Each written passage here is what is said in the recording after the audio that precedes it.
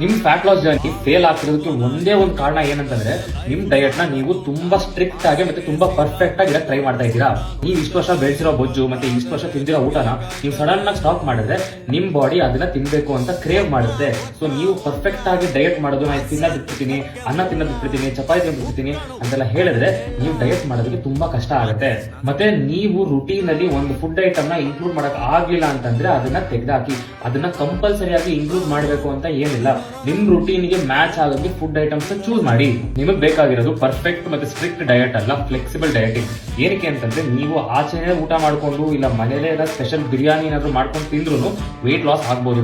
ಇದೆಲ್ಲ ಹೆಂಗ್ ಪಾಸಿಬಲ್ ಅಂತಂದ್ರೆ ನಿಮ್ ಮೇಂಟೆನೆನ್ಸ್ ಕ್ಯಾಲರೀಸ್ ನ ಫಸ್ಟ್ ನೀವು ಕಂಡುಹಿಡಬೇಕು. ಸೊ ನಿಮ್ ಮೇಂಟೆನೆನ್ಸ್ ಕ್ಯಾಲರೀಸ್ ಗಿಂತ ನೀವೇನಾದ್ರೂ ಕಮ್ಮಿ ತಿಂದ್ರೆ ನೀವು ಸಣ್ಣ ಆಗ್ತೀರಾ. ಅದು ಏನನ್ನ ತಿನ್ಬಹುದು, ನೀವು ಬಿರಿಯಾನಿ ತಿನ್ಬಹುದು, ಆಸ್ಟೆಡ್ ಕಬಾಬ್ ತಿನ್ಬಹುದು, ಆದ್ರೆ ಇದೆಲ್ಲ ತಿಂದ್ರೆ ಫ್ಯಾಟ್ ಲಾಸ್ ಮಾಡೋದಕ್ಕೆ ಕಷ್ಟ ಆಗುತ್ತೆ ಅಷ್ಟೇ. ಆದ್ರೆ ಇದನ್ನ ನಿಮ್ ಡಯಟ್ ಇಂದ ನೀವು ಕಂಪ್ಲೀಟ್ ಆಗಿ ತೆಗೆದ್ರೆ ನೀವು ಡಯಟ್ ನ ಫಾಲೋ ಮಾಡೋದಕ್ಕೆ ಆಗಲ್ಲ. ಈ ವಿಡಿಯೋ ಇಟ್ಕೊಂಡು ಆಚೆ ಹೋಗಿ ಊಟನ ಚೆನ್ನಾಗಿ ಬ್ಯಾಟಿಂಗ್ ಮಾಡೋದಲ್ಲ. ನೀವು ಹೆಲ್ದಿ ಫುಡ್ಸ್ ಚೂಸ್ ಮಾಡ್ತಾ ಇದ್ದೀರಾ ಅಂತಂದ್ರೆ ನಿಮ್ಮ ಆರೋಗ್ಯಕ್ಕೆ ಒಳ್ಳೇದು. ಆದ್ರೆ ಫ್ಯಾಟ್ ಲಾಸ್ ಇಲ್ಲ ವೆಯ್ಟ್ ಗೇನ್ಗೆ ಅಲ್ಟಿಮೇಟ್ ಗೋಲ್ ಅಂತಂದ್ರೆ ಕ್ಯಾಲರಿ ಡೆಫಿಸಿಟ್ ಇಲ್ಲ ಕ್ಯಾಲರಿ ಸರ್ಪ್ಲಸ್. ಕೆಲಸ ಎಲ್ಲ ನರಳುತ್ತವೆ. ಒಂದಿಷ್ಟು ಹಿಂಗೆ ಹೇಳ್ತೀವಿ ನಾವು, ಮಿಕ್ಕಿದೇನ ಮಾಡ್ಕೊಳ್ಳಿ.